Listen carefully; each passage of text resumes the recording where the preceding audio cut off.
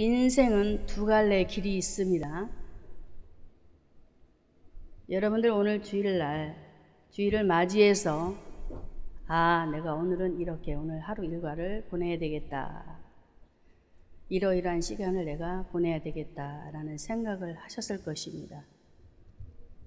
이렇듯이 우리 하나님은 저와 여러분에게 인생의 두 갈래의 길을 통해서 내가 어느 길을 택해야 할 것인가를 본문에 두 관원장의 모습을 통해서 우리에게 보여주시고 또 말씀을 하고 계십니다. 그래서 여러분들이 오늘 본문에 두 관원장의 얘기가 아니라 바로 우리들의 얘기다. 할렐루야. 우리의 얘기다. 이런 부분을 가지고 오늘 말씀에 은혜 받으시기를 주님의 이름으로 축원합니다. 자, 두 관원장을 통해 인생의 두 갈래 길을 보려 하는데요. 40장 9절에 창세기 40장 9절에 이렇게 말씀하고 있습니다. 술 맡은 관원장이 그 꿈을 요셉에게 말하여 가로되 내가 꿈에 보니 내 앞에 포도나무가 있다라고 말하고 있습니다. 술 맡은 관원장의 꿈입니다. 첫 번째는 술 맡은 관원장의 꿈. 자, 그러면 1절에 보면 40장 1절에 왜 하나님께서 이런 꿈을 보여주셨는지 이제 이해를 돋기 위해서 말씀을 보겠습니다. 자, 우리 함께 읽습니다. 그 후에 예굽 왕의 술 맡은 자와 떡 굽는 자가 그 주 애굽 왕에게 범죄했다고 합니다. 오늘 본문에는 두 관원장이 애굽 왕에게 범죄를 하지만 우리 인간은 하나님 앞에 죄를 진 범죄인이라는 사실입니다. 할렐루야. 이해가 되셨죠? 자, 두 관원장은 애굽 왕에게 범죄한 죄인들이에요. 그런데 하나님께서 범죄한 이 두 관원장에게 하룻밤에 꿈을 주시는 겁니다. 5절에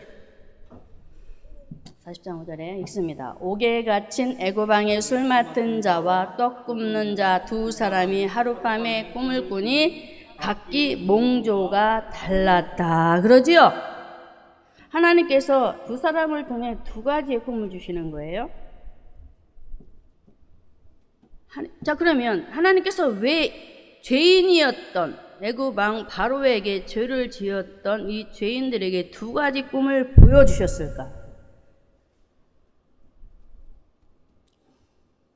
술을 맡은 관원장이 있고 떡을 맡은 관원장이 있습니다.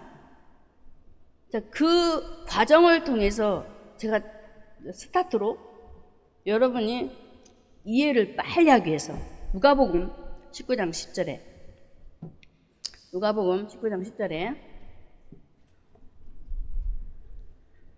읽습니다. 인자에 온 것은 잃어버린 자를 찾아 구원하려 함이니라. 할렐루야. 두 관원장이 왕을 섬기면서 범죄하여 죄인이 되었다고 했습니다. 자, 인류의 역사를 말하고 있지요. 성경을 통해서 인류의 역사를 말하고 있습니다. 죄를 지은 이 두 관원장의 모습을 통하여 모든 인류가 하나님을 떠난 죄인인데 죄인이기 때문에 이 죄인들을 어떻게 하기 위하여? 누가복음 19장 10절에 인자에 온 것은 무엇을 찾아? 잃어버린 자. 할렐루야. 잃어버린 자를 찾아 구원코자. 하나님은 이렇게 구약시대에 바로 왕을 섬겼던 이 관원장들에게 구원의 은혜에 대한 비밀들을 알리시려고 이미 예언적으로 계시를 우리에게 보여주셨어요. 신기하지 않습니까? 항상 우리는 성경을 읽을 때 관원장의 얘기만 생각하고 왜 범죄를 했대? 왜 감옥에 갇혔대? 그 얘기만 상상하고 그냥 끝나는 경우가 많잖아요. 그런데 분명히 누가복음 24장에는 예수님에 대해서 기록했다라고 말하고 있습니다. 성경은 나에 대해서 기록을 했다. 요한복음에도 그렇게 말씀을 하고 있는데요. 인자에 온 것, 즉 예수님께서 이 땅에 오신 것은 잃어버린 하나님의 백성들을 잃어버렸어요. 아담 이후에 하나님께서 창조한 인류의 모든 백성들을 잃어버리셨단 말이에요. 잃어버리셨기 때문에 다시 그 백성들을 찾고자 예수님을 이 땅에 보내시고자 계획하셨던 일들. 그런데 오늘 술 맡은 관원장은 제가 읽지를 않았는데 40장 그 앞절에 가서 보면은 관원장도 꿈을 꾸게 됩니다. 포도나무에 대한 꿈을 꾸게 돼요. 자, 한번 볼까요? 40장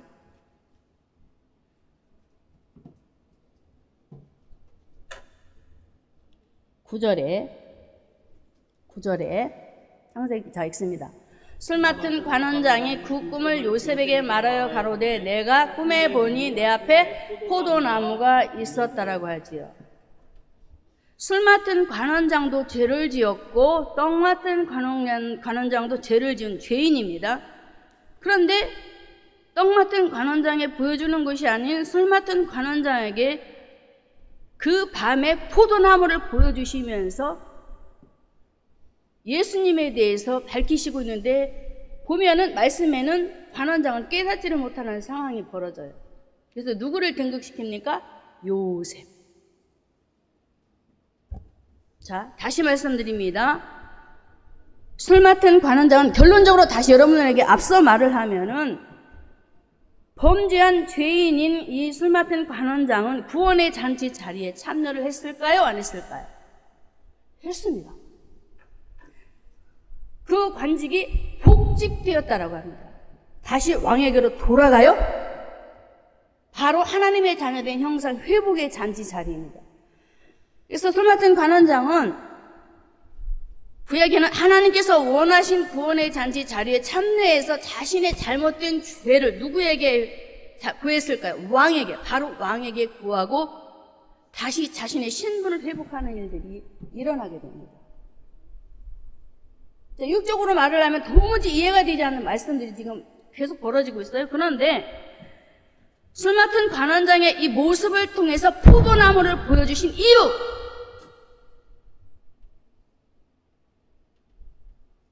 자, 좀 이따 말씀드리겠습니다. 보여주시고 그 속에서 나름대로 하나님께서 관원장에게 회개의 기회를 주셔서 회개를 했을 것이라 말입니다.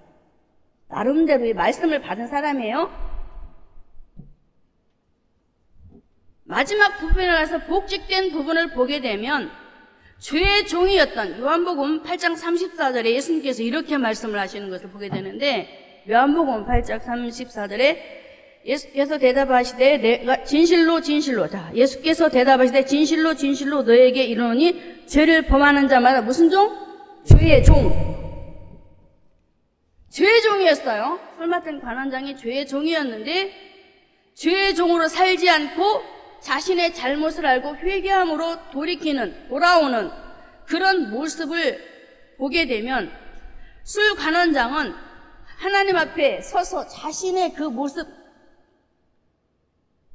범죄한 그 죄의 모습들을 숨기지 않고 솔직하게 스스로 속이지 말라 그랬어요. 야고보서에 보면은 우리의 잘못된 모습들을 내가 속인다 할지라도 하나님 속지 않지만 속이지 말라고 말씀하시거든요.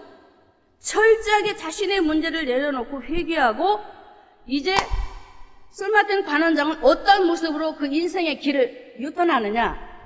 시편 1편 1절에 보면은 이렇게 말씀하고 있습니다. 기자가 시편 1편 1절에 복 있는 사람은 악인의 꾀, 죄인의 길, 오만한 자리에 앉지 않는 사람이다라고 말을 합니다.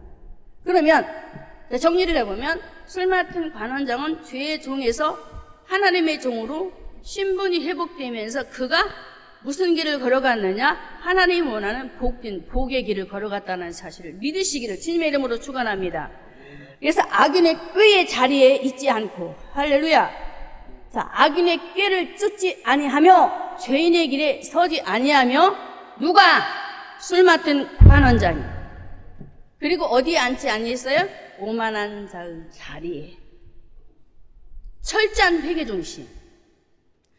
포도나무 사건을 바라보면서 술 맡은 관원장의 그 신앙의 모습을 살펴보아야 될 줄로 믿습니다. 자, 우리가 잘 아는 아브라함도 보면은 하나님께서 가나안 땅에 갈 때 우리에서 부르셔서 예배드린 사람으로 그를 세워놓지요. 그런데 가나안 땅에서 하나님과 더불어 교제하며 예배자로 살았었습니다마는 기근으로 인하여 다시 세상으로 돌아가 버려요. 그런데 하나님께서 다시 부르셔요. 수치를 당한 다음에 그러면서 13장 12절에 그가 어떻게 바뀌는 인생의 그 과정을 유턴하느냐 보겠습니다. 창세기 13장 12절에 아브라함은 가나안 땅에 거하였고 그럽니다. 애굽에 내려가 세상과 더불어 짰겠던 아브라함이 어디에 거했어요? 가나안 땅. 할렐루야. 유턴했습니다. 신앙의 두 갈래 길에서, 그 인생의 두 갈래 길에서 유턴을 한 거예요. 다시 돌이켜서 하나님 중심으로 서는 바로 아브라함. 저와 여러분이 되시기를 주님의 이름으로 축원합니다.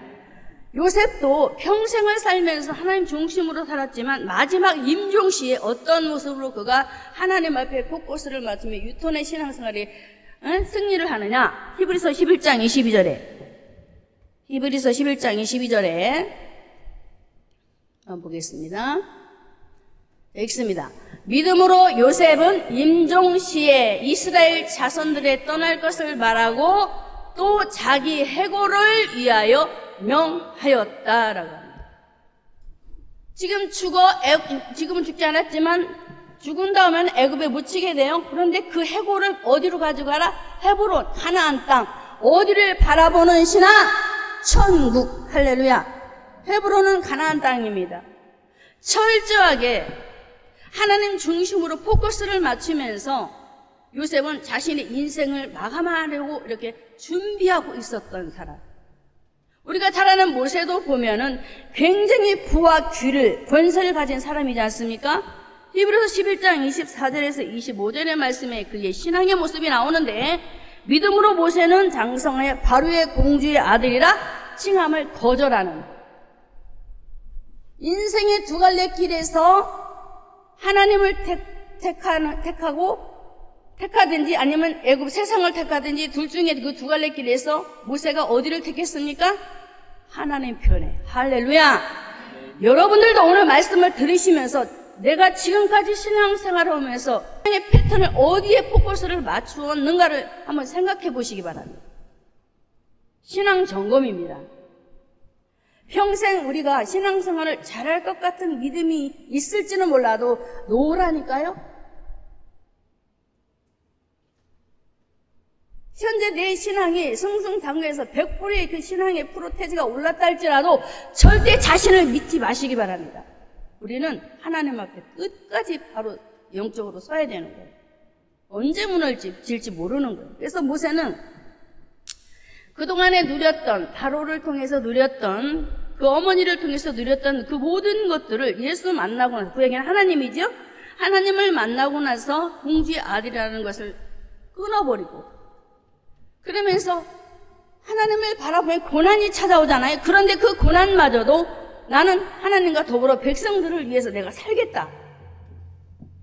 신앙의 두 갈래 길에서 하나님 편에 서는 것을 한번 보십시오. 저와 여러분도 지금까지 신앙생활을 하면서 그렇게 하지 못했던 것들을 돌아보면서 다시 회복되기를 주님의 이름으로 축원합니다. 세상의 부와 좋지요. 좋지만은 그것보다도 하늘의 상급에 우선시하는 인생의 두 모습 속에 하나님을 바라보는 모세. 저는 오늘 술 맡은 관원장의 꿈에 나타난 이 포도나무, 이 포도나무가 도대체 누구냐라는 것을 여러분들 아실 것입니다. 왜 하나님께서 술 맡은 관원장에게 포도나무를 보여주셨을까요? 나무예요, 나무. 그에게는 나무로 계시를 했어요. 요한복음 15장 1절의 말씀에 포도나무에 대해서 내가 참 포도나무다라고 말씀하세요. 예수님께서 자신을 들어 나무로 얘기를 하십니다. 왜 보여주셨을까?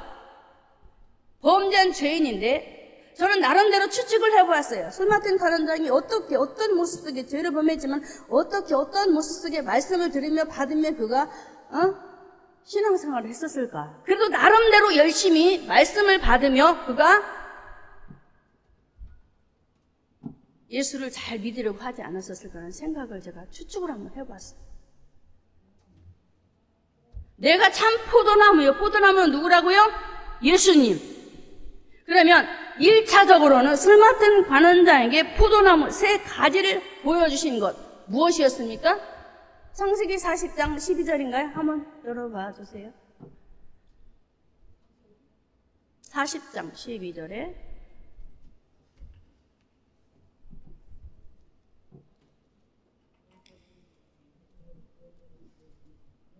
있습니까? 있습니다. 요셉이 그에게 이르되 그 해석이 이러하니 3가지는 사흘이라. 이어서 지금부터 사흘 안에 바로가 당신의 머리를 들고 당신의 전직을 회복하려니 당신이 이왕에 술 맡은 자가 되었을 때에 하라 해달라고 이렇게 요청을 하지요. 자, 1차적으로는 요셉이 해석한 대로 자기의 관직이 복직되는 그런 계시의 말씀을 허락해 주셨어요. 그것으로 끝나면 너무나 허탈하지 않습니까? 한번 생각해 보십시오. 하나님께서는 무엇을 주시고자 갈망하실까요?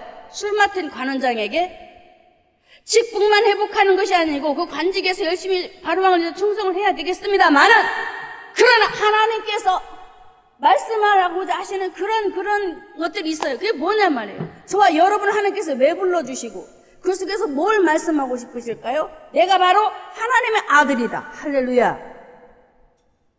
여러분들이 직장에서 열심히 일을 하면서 혹시 어려운 일에 대해서 자기가 가진 그 일에 대해서 아주 그냥 어려움을 당하여 떨어질 수밖에 없는, 퇴사할 수밖에 없는 문제가 왔을 때 그것을 하나님께서 회복시켜 주시면 감사하겠습니다만, 그것만 회복된 것이 중요한 것이 아니고 먼저 말씀하시고자 하시고 싶은 것은 내가 참 포도나무. 할렐루야. 나는 참 포도나무야. 너가 지금 직장에서 어려운 일을 당해서 퇴사할 지경에 이르렀지만 그 회복시켜 주시는 분이 바로 내가 바로 하나님의 아들이야. 이것을 가르쳐 주시기 위한 하나님의 그 속마음. 저는 그것을 봤어요. 엄마의 역할, 아빠의 역할, 목사의 역할, 집사의 역할, 그 속에서 어려운 문제를 당했을 때 하나님께서 나에게 정말 주시고 싶은 것이 무엇이었어요? 직분도 회복이 돼야 되겠지만 하나님의 아들 예수 그리스도가 누구인가를. 할렐루야. 1차적으로는 자기의 직분이 복직되는 것으로 말씀을 주셨습니다만은 2차적으로는 하나님의 아들 예수 그리스도의 3가지가 나옵니다. 포도나무의 3가지. 3일입니다. 예수님께서 3일 만에 죽으시고 부활하시잖아요. 예수님이 십자가의 죽으심을 그에게 설명을 하고 싶으셨던 거예요. 누구에게? 술 맡은 관원장에게. 너의 관직을 회복시키시는 그분이 바로 하나님의 아들 예수인데, 그분이 이 땅에 오셔서 너를 위해서 십자가에서 죽으실 것이라는 이 메시지. 하나님의 기쁘신 의도를 아셨습니까? 마태복음 16장 21절에 예수님께서 이 땅에 오셔서 당하신 고난의 과정들을 우리에게 말씀을 하고 계시지요. 이때로부터 예수 그리스도께서 자기가 예루살렘에 올라가 장로들, 대제장들, 서기관들에게 많은 고난을 받고 죽임을 당한다라고 하십니다. 제자들에게 말씀을 하시고 다른 복음서에도 말씀하시고,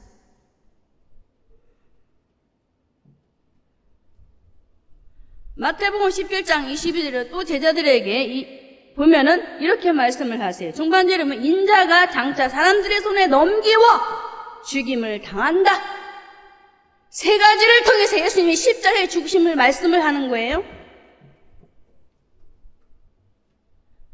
이렇게 세밀하게 섬세하게 관원장에게 꿈속에서 계시를 알리시는 거예요. 그런데 몰라요. 우리가 그럴 때가 많이 있지 않습니까? 단에서 말씀이 선포되어 예수님을 알리시고 말씀을 하시는데도 안 들려지고 그게 안 믿어지고 안 먹히는 거예요. 얼마나 우리 하나님이 답답하셨습니까? 그리고 마태복음 20장에는 이방인들에게 넘기워서 능욕을 당하며 채찍질을 당하는 예수 그리스도의 십자가의 고난에 대해서,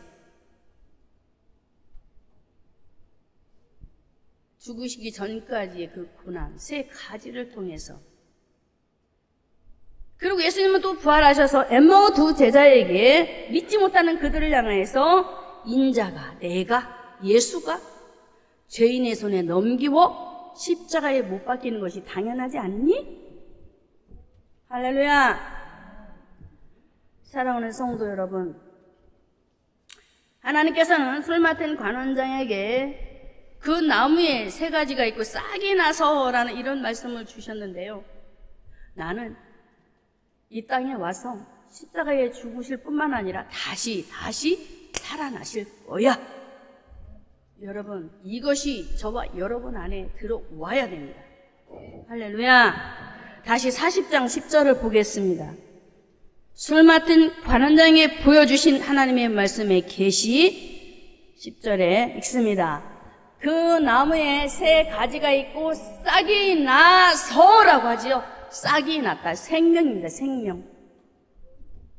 죽으신 것으로 끝나지 않고 다시 살아나신다. 생명. 그래서 사도 바울은 고린도전서 15장 20절의 말씀에 그분이 어떻게 우리에게 오셨다? 자, 15장 20절에 그러나 이제 그리스도께서 죽은 자 가운데서 다시 살아 잠자는 자들이 첫 열매로 살아나셨다라고 말씀을 하고 있는 거예요. 사랑 우리 성도 여러분, 포도나무와 그 가지 세 가지를 통해서 십자가의 죽으심과 부활, 그리고 꽃이 핍니다. 자, 10절에 40장 10절에 자, 나무에 세 가지가 있고 싹이 나서 꽃이 피고, 할렐루야. 무엇입니까? 복음에 꽃이 피고 있는 거예요, 지금. 복음의 확산. 누구를 통해서 복음이 확산되어집니까? 하나님의 아들 예수 그리스도를 통해서 이 땅에 복음이 확산될 거야. 퍼질 거야. 땅 끝까지 내 증인들을 하시지요? 복음이 너에게만 머무르지 않고 너를 통해서, 할렐루야, 우리를 통해서 땅 끝까지 복음이 증거될 거야 라는 이 엄청난 주님의 메시지를 누구에게 지금 보여주시고 있어요? 술 맡은 관원장 또는 오늘 우리에게. 할렐루야. 그리고 꽃이 피고 나서 포도송이를 또 보여주세요. 꽃이 피면서 막 포도 열매가 맺는 그 과정들을 꿈속에서 관원장이 봤을 때 얼마나 신기했을까요? 봐라. 꽃이 펴서 이제 복음이 여러 나라에 퍼져 있지? 퍼져 있는 가운데 그 포도 꽃이 무엇이 열었을까? 열매가 맺었잖니? 이 포도 열매가 누군 줄 알아? 너희들이야, 너희들. 할렐루야. 여러분, 하나님은요, 이렇게 자식 한 사람을 희생해서 이 땅에 구원의 열매를 맺고자 어떻게 잃어버린 자를 찾아서, 할렐루야, 잃어버린 자를 찾아서 구원하게 하려 하신다는 주님의 말씀처럼 죽으시고 부활하셔서 복음을 누구를 통해서? 교회를 통해서, 할렐루야, 교회를 통해서, 교회의 누구를 통해서? 목회자를 통해서 복음을 확산시키시고 세계 곳곳에 하나님의 백성들이 주렁주렁, 누구처럼? 포도 열매처럼, 할렐루야, 주렁주렁 이렇게 맺혀질 거야. 이렇게 엄청난 메시지를 구약에 술 맡은 관원장이 꿈속에서 막 보여주시고 그림을 막 전개시켜 주시는 거예요. 이것을 누가 해석을 합니까? 요셉. 요셉은 저는 분명히 알았을 것이라 저는 확신합니다. 예, 복음이 열린 자거든요. 그리고 이 열매를 따서 어떻게 한 줄 아십니까? 즙을 짰더라고요.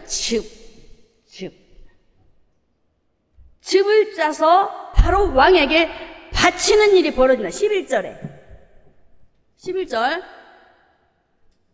포도송이가 성도로겠습니다. 영적으로 11절 읽습니다. 내 손에 바로의 잔이 있기로 내가 포도를 따서 그 즙을 바로의 잔에 짜서 그 잔을 누구의?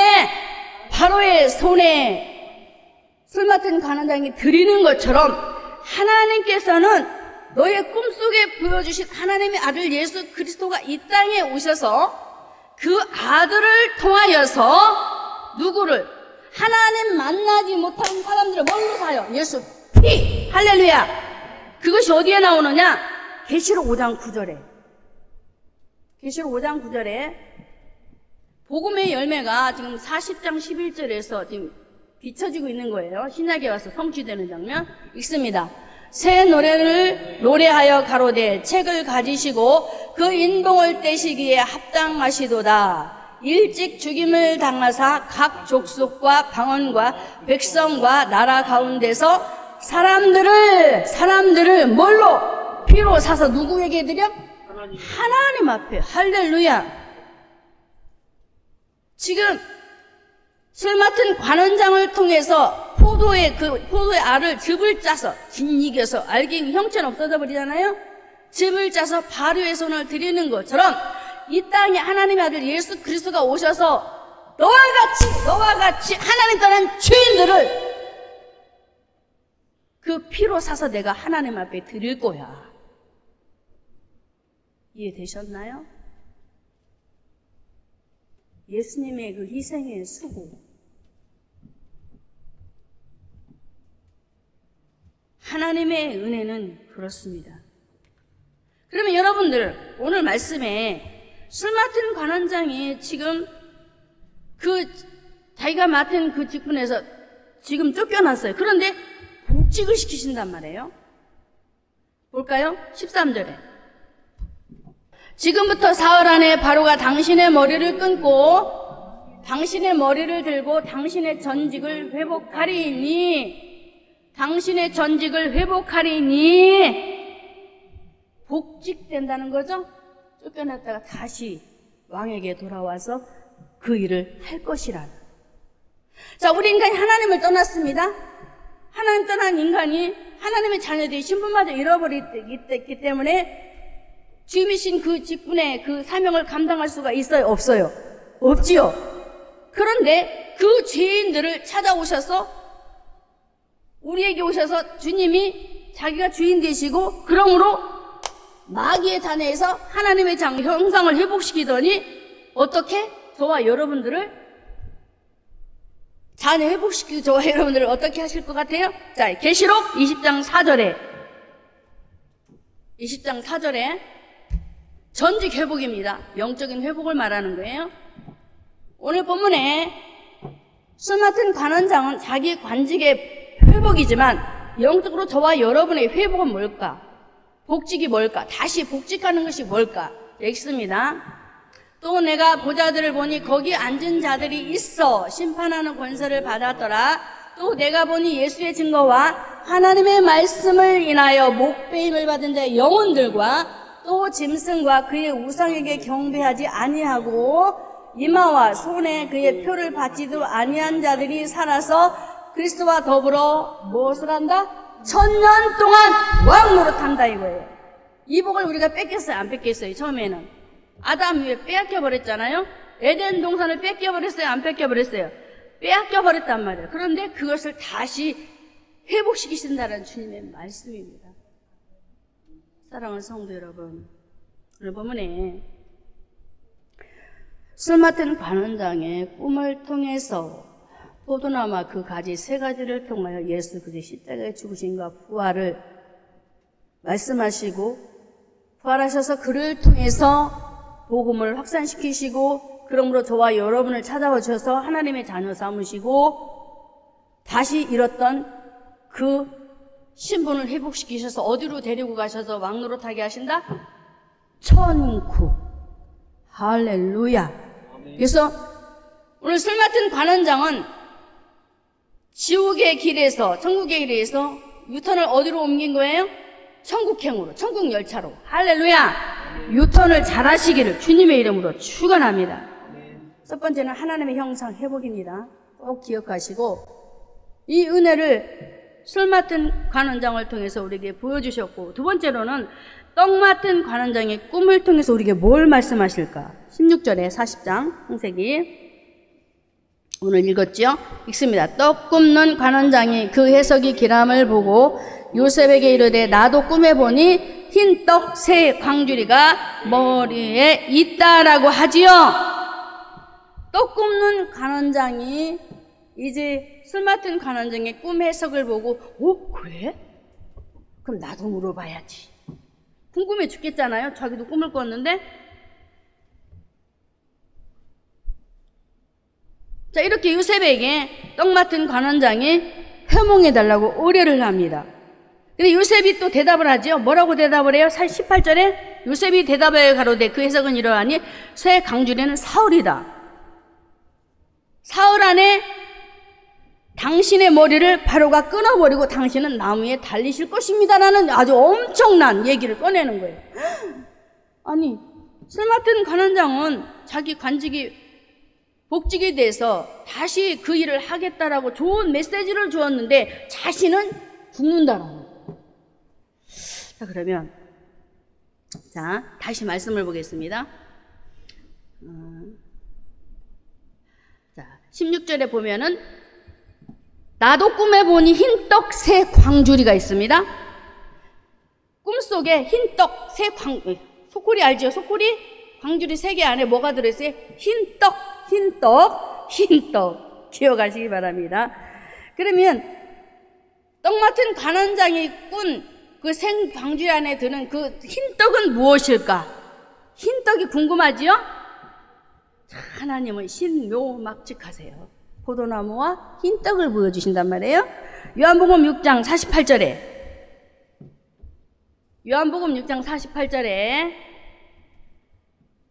자, 우리 읽습니다.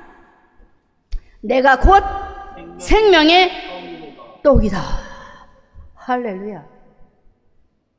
그리고 49절에 너희 조상들은 광야에서 만나를 먹었어도 죽었거니와 이는 50절 이는 하늘로서 내려오는 떡이니 그랬어요. 사람으로 하여금 먹고 죽지 않게 하는 것이다. 이 떡을 먹으면 죽지 않는데요. 내가 바로 생명의 떡이다. 자, 한마디로 떡 굽는 관원장이 꿈에 본 흰떡은 예수님께서 십자가에 달리시기 전에 성만찬 행하시지요? 마태복음 26장에 보면 성만찬 행하실 때 그 떡을 떼어주시면서 얘들아 이 떡이 내 몸이야. 그러면 자, 떡 맡은 관원장의 머리에 있는 그 광주리 안에 있는 흰떡은 누구? 예수. 할렐루야. 자, 그런데 웃기지요? 떡 맡은 관원장이 그 꿈을 꾸었는데 죽는단 말이에요. 왜 죽지? 이제 궁금해야 돼.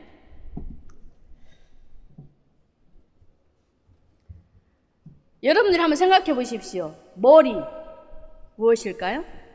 지식입니다. 지식. 자, 우리가 말씀을 받을 때 강단에서 말씀이 선포되고 있습니다. 지식으로 받아버리면 어떤 상황이 벌어지느냐? 죽습니다. 죽어요. 왜 그럴까요? 자, 마태복음 13장 3절과 4절에 예수님께서 비유로 이렇게 말씀하십니다.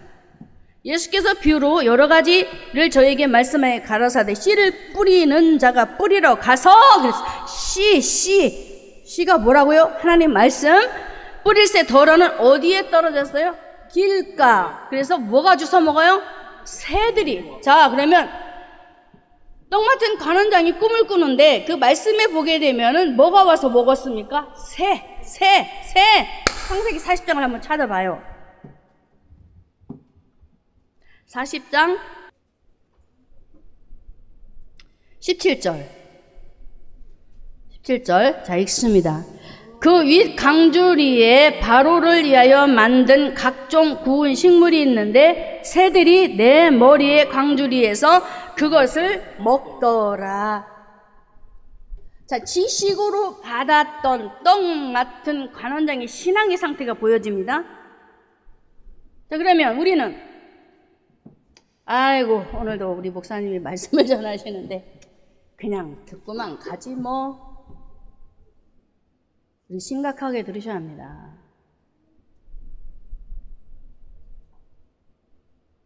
아이고, 그냥 와서 듣고 그냥 오늘 그냥 주일 시간 때우지 뭐. 여러분은 어떻게 될 것 같아요? 제 말이 아니에요. 성경에 나오고 있습니다. 떡 맡은 관원장의 머리에 새가 붙어 있어요. 새. 새는 누구예요? 마귀, 사단입니다. 길가에 뿌려진 그 말씀의 씨앗을 새, 마귀, 사단이 와서 다 집어 먹어 삼켜버립니다. 여러분들에게 말씀을 전할 때 그 말씀을 다 집어 간다니까요. 그러면 어떻게 되겠어요? 내가 과연 그 말씀의 씨앗이 내 안에 없는데 어떻게 내가 구원을 받을 수 있고 그 생명을 유지할 수 있겠느냐 이것입니다. 저는 오늘 떡 맡은 관원장에게 보여주신 흰떡 새 광주리에 하나도 아니에요. 3개예요. 3개. 새 광주리가 3개 있습니다. 얼마나 많은 말씀들이 있습니까? 많이 봤지요. 지금 이 시대도 우리가 하나님의 말씀들을 엄청나게 봤습니다. 그런데 그 모든 것들을 누가 집었어요? 삼켜버렸어요? 사단이 영적으로. 왜 집어먹었을까? 받기는 받았는데. 자, 그러면 영적으로 들어가서 떡 맡은 관원장의 신앙의 마음 상태는 어땠을까요? 길가라고 했습니다. 길가, 마음이 강팍해서 말씀을 받아들이지 않는 사람이었습니다. 말씀을 받지 않으니까 그 말씀을 누가 다시 삼켜버려? 마귀가. 그러니 영이 살 수 있어요? 없어요? 살 수 있어요? 없어요? 없단 말입니다. 말씀의 씨앗, 생명의 씨앗이 떡 맡은 관원장에게 뿌리고 또 뿌리고 또 뿌리고 또 뿌리고 또 뿌려지고 또 뿌려지고 뿌려졌습니다마는 그 말씀들이 다 다른 원수 마귀의 것이 되어버리니까 하나님께서 어떻게 그에게 일을 하시기로 작정을 하셨을까요? 오늘 본문의 말씀에 요셉의 해석을 통해서 당신은 관직이 회복되는 것이 아니고 당신은 목매달아 죽을 거야. 하나님의 심판의 대상이 되어버리구나. 하나님 말씀이 없는 사람은 그렇게 되는 거예요. 아무리 수많은 성전을 밟아도 와서 들어도 제가 왜 깜질는지 아시겠죠? 듣고 들어도 여러분 안에 생명의 씨앗이 없으면 심판의 대상이 된다니까요. 예수 똑바로 믿읍시다. 떡 맡은 관원장의 그 머리에 보여진 새와 떡 말씀을 상징적으로 우리에게 보여주시면서 똑바로 신앙생활하라고 우리에게 거울로 보여주시는 거예요. 남의 얘기가 아니잖아요. 떡 맡은 관원장이 하는 말이 아니라 우리에게 하시는 말씀. 무슨 관계가 있어요? 떡 맡은 관원장은 우리와 상관이 없어요. 지금 현재 속에서는 나라니까요. 얼마나 많고 많은 말씀들이 뿌려지냐 이거예요. 그런데도 불구하고 마음이 꽉 닫혀서 그것을 못 먹는 거예요. 다 토해버리는 거죠.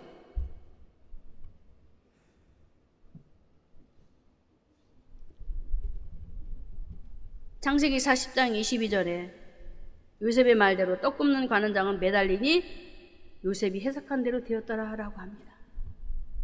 계시록에 이렇게 말씀합니다. 씨가 없는, 예수 생명이 없는 사람들을 이렇게 말하고 있어요. 계시록 18장 2절에 힘센 음성으로 외쳐 가로되 무너졌도다 무너졌도다 큰 성 바벨론이여 귀신의 처소와 각종 더러운 영에 모이는 곳, 각종 더럽고 가증한 새에 모이는 곳이 되었다. 새도 나오지요 여기? 그러면서 17절에 또 내가 보니 한 천사가 해에 서서 공중에 나는 모든 새를 향하여 큰 음성으로 외쳐 가로되 와서 하나님의 큰 잔치에 모여 왕들의 고기와, 고기가 나와요. 아니 왜 고기가 나와? 사람을 얘기하는 거예요. 사람, 왕들의 고기와 장군들의 고기와 장사들의 고기와 말들과 그 탄 자들의 고기와 자유한 자들이니 종들이나 물은 데서 하고 모든 자의 고기를 먹어버려. 심판입니다. 심판. 씨가 없는, 예수가 없는 사람을 다 잡아 먹어버리래. 누구한테 맡겼어요? 마귀에게. 그래서 예수 안 믿으면 누가 와요? 저승사자 누가 와요? 마귀가 오잖아요. 여러분, 정말 우리가 정신 차리고 예수 믿어야 합니다. 한 사람은 복직되어지고 한 사람은 심판받아 죽어버리는 이 사건이, 아니 두 관원장 우리에게 뭐 하려고 우리에게 보여주시겠어요? 복음적으로 우리에게 보여주시려고. 절대로 예수님이 십자가에 죽으신 것 부활을 잊어버리지 말라는 거죠.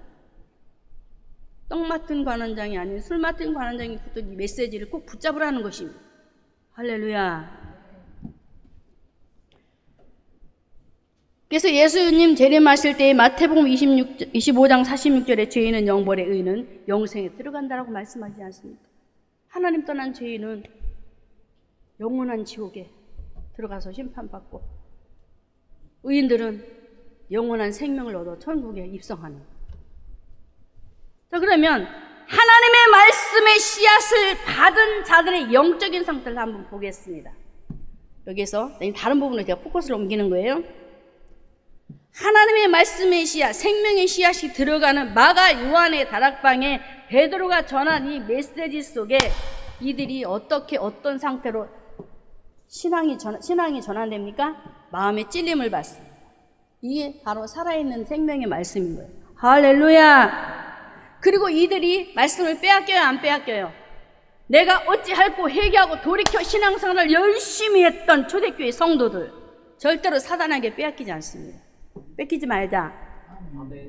다니엘의 세 친구도 마찬가지입니다. 여러분에게 전했습니다만, 세 친구도 7배나 뜨거운 풀무불 가운데서 환난을 당하지만은, 그 뜨거운 풀무불 가운데 이들이 식물로 비유를 하면 불에 구워져요, 안 구워져요? 이 세 친구를 식물로 비유하면 그 뜨거운 그 불에 들어가서 구워져요, 안 구워져요? 구워진다니까요. 고난이잖아요. 이렇게 뜨겁게 달고 달아 구워진 이 세 친구들은 사단에게 말씀을 빼앗겨 버립니까? 빼앗기지 않습니다. 사랑하는 우리 성도 여러분, 우리에게 다가오는 여러 가지 시험거리들 어렵다 하지 마시고, 씨 뿌리는 비유에서 돌짝밭과 길가와 가시나무, 좋은 땅 비유로 우리에게 말씀을 주시지 않았나요? 시험거리가 왔을 때 하나님의 말씀을 통해서 넘어지지 말고 딛고 일어서서 누구처럼, 방금 말씀드렸던 이 세 친구, 다니엘 세 친구처럼 그 풀무불에 달구어지는 성도가 되시기를 바랍니다. 그러면 이길 수가 있습니다.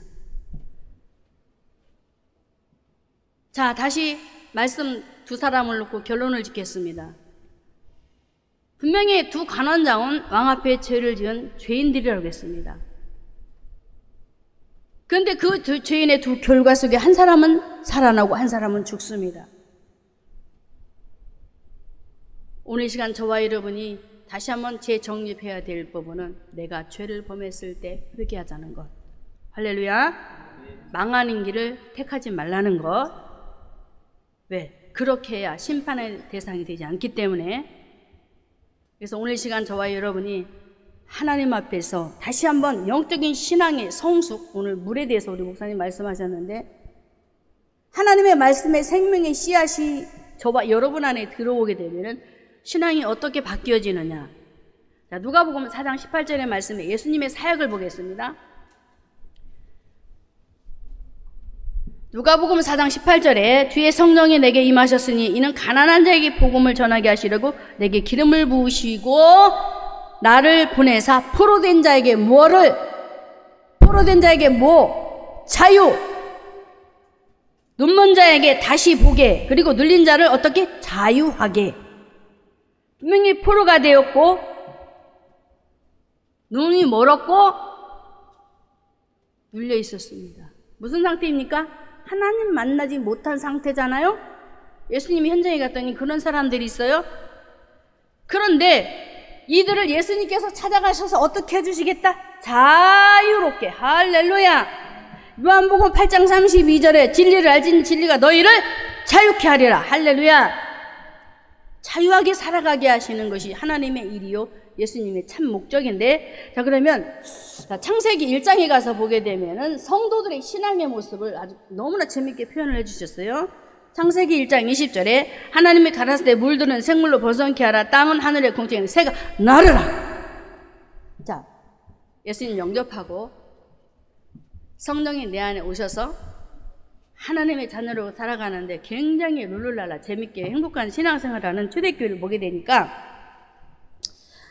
죄인들이 막 자유를 얻어서 하나님 앞에 찬양하고, 자, 사도행전 2장 46절, 41절, 42절 밑 뒤에 가서 보면 7절에 가서 보면은 성전에 모여서 막 찬양을 하고 기도를 하고 말씀을 받고 상고하면서 아주 굉장한 일이 벌어져요. 뭐가 들어갔어요?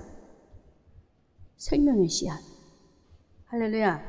그래서 창세기 1장 20절의 말씀에 하늘의 궁창에는 새가 나르라 그러셨대요. 새로 표현된 성도의 모습을 제가 한번 이제 접목을 시켜봤는데, 여러분, 초대교회 성도들이 이렇게 되었던 우리의 영적인 상태는 어떻게 될까? 새처럼 지지배배 짹짹짹짹 하면서 어떻게 될까요? 성도들의 모습이 짹짹짹으로 표현하면 찬양의 모습으로, 찬양도 열심히, 기도도 열심히, 공중에 나는 새가 묶여 있었으니까 보를 날아서 마음대로 날아가는, 바로 우리 신앙생활이 그렇다는 것입니다.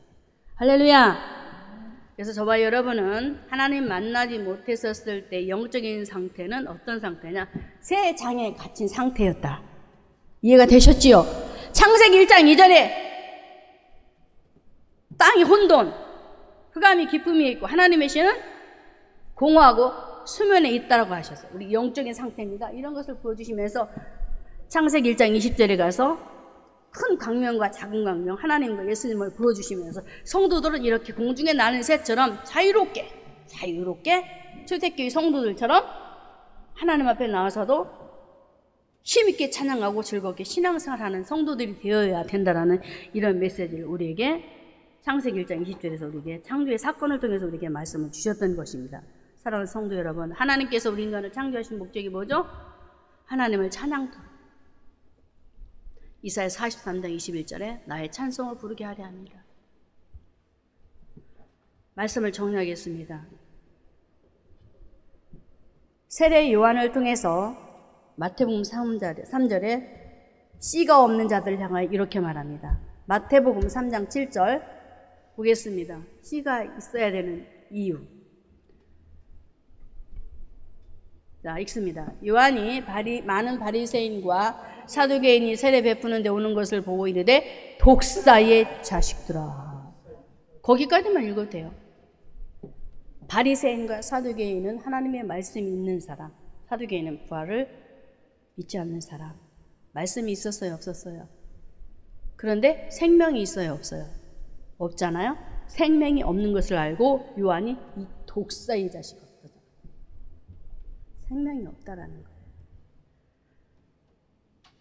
그래서 저는 여러분에게 말씀드리고 싶은 것이 뭐냐면, 교회 안에 들어와 하나님 앞에 예배 드린다 할지라도 절대로 생명이 없으면 안 된다. 할렐루야. 생명을 소유한 자가 되어야 된다는 사실, 오늘도 기억하고 술 맡은 관원장에 보여주신 예수님의 십자가의 죽으심과 부활, 그리고 복음의 확산, 그리고 구원의 열매를 맺어 하나님께 드리시는 이 과정들을 보여주신 그 이유, 저와 여러분들에게 오늘도 인생의 두 갈래길에서 예수님을 선택할 것이냐, 세상을 선택할 것이냐, 여호수아처럼 나와 내 집은 오직 하나님만 섬기겠다라는 그 말씀처럼 우리는 누구를 바라봐야 된다?